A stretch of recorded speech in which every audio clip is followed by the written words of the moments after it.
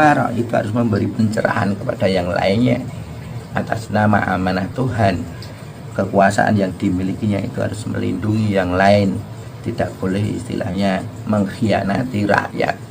Itulah nanti akan ada yang namanya kesadaran bersama. Ini tidak cuma di Nusantara, seluruh dunia, Mas. Ya seperti itu. Kalau nanti semuanya sudah tersadarkan, nanti ada kesepakatan dunia antara golongan manusia dengan alam semesta ini. Nah, kesepakatan ini terjadi secara alami, tidak untuk kesepakatan ini rapat seperti kita, enggak, tapi kesepakatan energi saling hama mayu hayuning bawonon itu nanti akan istilahnya menyurutkan apa yang terjadi sekarang ini, gitu, Mas ya. Ini kan gejolak alam ini ya Gus ya, ada angin apa seperti itu, gempa bumi. Menurut kacamata Gus sendiri, perubahan iklim ini emang dari peran iklim sendiri, apa ada unsur lain dari desain manusianya atau gimana? Satu, aslinya ada siklus alam akhir tahun. Nah, siklus alam itu seluruhnya hanya perbaikan kecil. Tapi karena ini unsur istilahnya tingkah laku manusia yang sudah membuat kerusakan, lah siklus itu membesar, Mas. Dan akhirnya aslinya kalau alam semesta dia hanya memperbaiki diri. Sudut pandang manusia ini disebut malapetaka. Ini disebut sebagai satu gempa bumi yang menakutkan. Jadi ini kalau sudut pandang manusia ini sebagai sebuah penderitaan, sebuah siksaan atau apa. Tapi sudut pandang alam ini hal yang wajar. Dia memperbaiki dirinya karena dia dirusak. Itu seperti kita manusia kan punya istilahnya antibodi. Antibodi untuk memperbaiki kerusakan yang ada pada tubuh kita. Alam pun punya antibodi. Jadi secara siklus akhir tahun alam itu melakukan perbaikan. Tapi karena alam ini disakiti oleh tingkah laku kita manusia, ya akhirnya siklus ini terjadi satu pergerakan perbaikan yang besar. Bumi dan gede, ya kayaknya sudut pandang kita, wah ini Tuhan sedang marah, alam sedang marah. Enggak, semua yang berjalan dengan alami. Kalau disebut murka lah itu sudut pandang manusia, kita sedang dimurkai oleh alam. Tapi kalau kita sudut pandang semesta alam, sebaliknya ini hanya memperbaiki diri. Ya ini semuanya juga demi kebaikan manusia. Akan nanti bumi ini sebagai istilahnya kapal besar yang kita tumpangi ini akan berkelanjutan dan akan berlangsung lama seperti itu. Toh seandainya ada korban nggak banyak toh. Jumlah manusia berapa miliar ini satu dunia. Indonesia berapa ratus? Kalau dihitung persentase kalau dihitung persentase dikit. Tapi kerusakan secara fisikly dalam arti batu bata atau bangunan itu kan besar. Nah ini menurut manusia katanya itu sebagai satu penderitaan. Nah itu bagaimana kita mengambil sudut pandangnya kayak gitu. Ngoten niku lho Mas.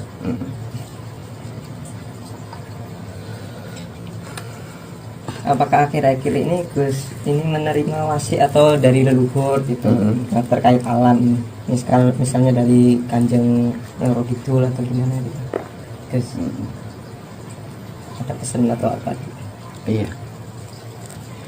Nek pesannya dari para leluhur itu terakhir ini bagi orang-orang yang dekat dengan Tuhan, doakan agar alam ini ayem, tentrem, damai, sejahtera, kembali Allah sinar.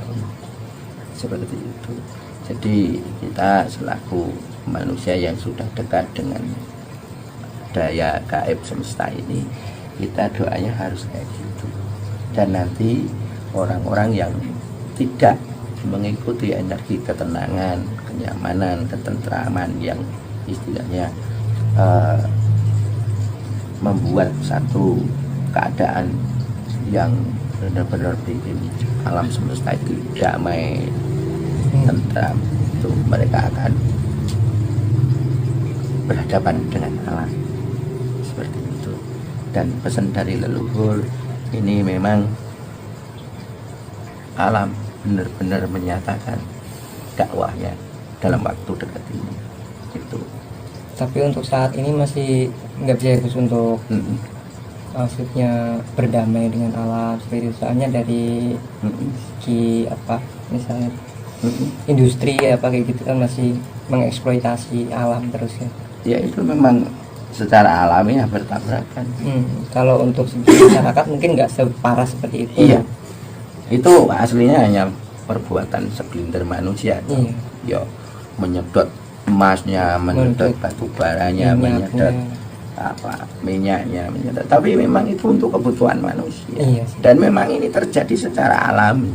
Banyak mobil ya akhirnya menyedot bensin. Banyak pabrik-pabrik karena memang untuk memenuhi dengan kebutuhan modernisasi. Iya, modernisasi. Ini hanya istilahnya karena untuk perkembangan teknologi manusia akhirnya secara alami melakukan pelanggaran-pelanggaran yang tidak dia sadari. Akhirnya bertabrakan dengan alam. Alasan demi kemanusiaan. Alasan justru malah membuat kerusakan ya. Makanya di Quran dikatakan katanya mereka sedang berbuat kebaikan, padahal sesungguhnya mereka membuat kerusakan.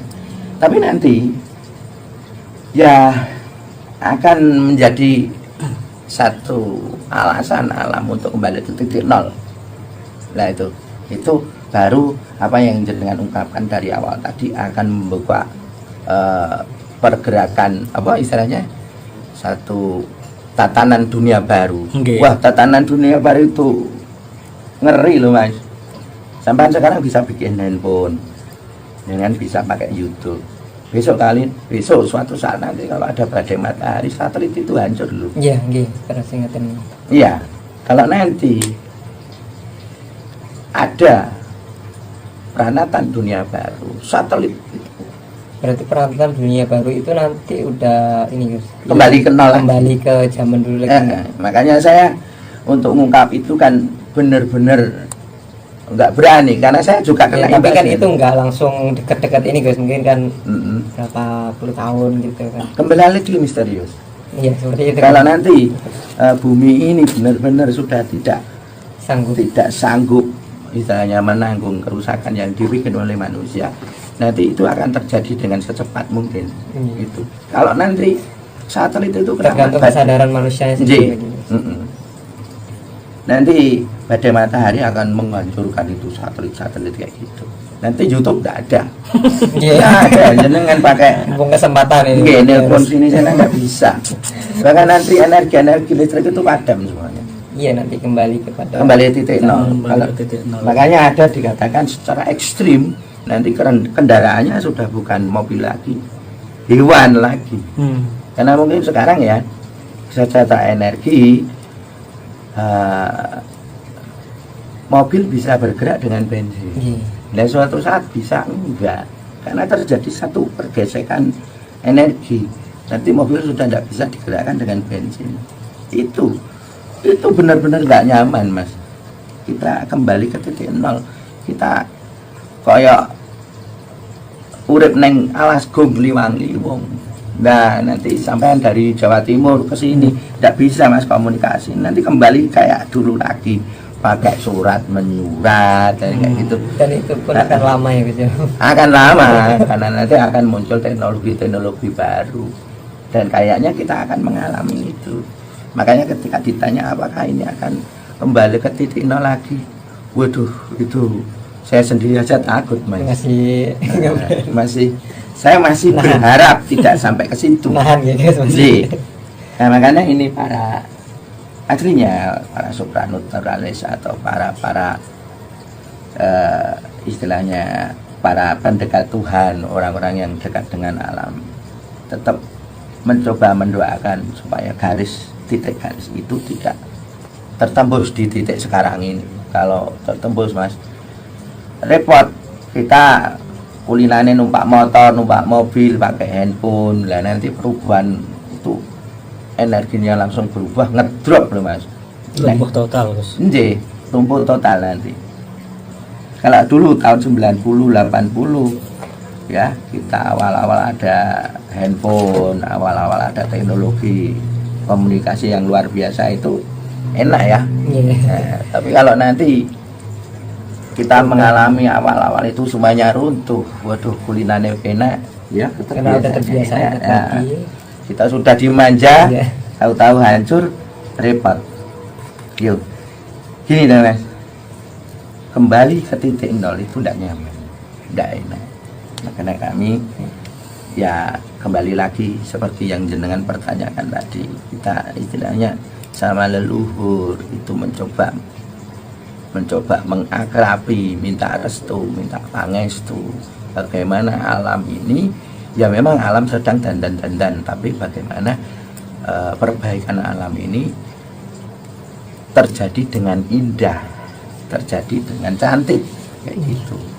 Orang-orang yang punya kedekatan dengan alam itu nggak sembarang terus ngomong besok gempa ini, besok hancur ini, hancur. Kalau ini. udah dekat sama alam itu bisa diskusi, bisa diskusi, bisa tawar menawar. Karena mohon maaf, alam itu ada penunggunya Mas, ada ratu lebih angin, ke penunggunya itu. ratu angin, ratu api, ratu air, ratu bumi, itu ada, hujan juga ada. Istilahnya kita nggak bicara musyrik atau apa, tapi Allah itu menggerakkan itu semuanya, ada titik energinya. Itu istilah Jawanya, itu ada ratu-ratunya. Kita bisa dialog ini, dan itu wujudnya manusia cahaya, wujudnya wujud cahaya, karena semuanya ini prosesnya dengan proses cahaya. Kita selalu tawar menawar, kita selalu bagaimana berbudi pekerti sama mereka, dan kita mencoba mengolah agar manusia itu bisa dekat dengan mereka semua, dekat dengan Tuhan, dan dekat energi-energi yang memang ada di alam itu. Ada di alam semesta ini, yang istilahnya digerakkan oleh Tuhan, digerakkan oleh Allah, kayak gitu. Jadi ada titik-titik energi yang tiap saat kita harus akrab, dan kita bisa tawar menawar. Tapi ingat, dengan tauhid, tetap dengan itu harus bismillah, ditegakkan gitu dalam diri, Nggih. biar nggak kemana-mana gitu. Iya, seperti itu.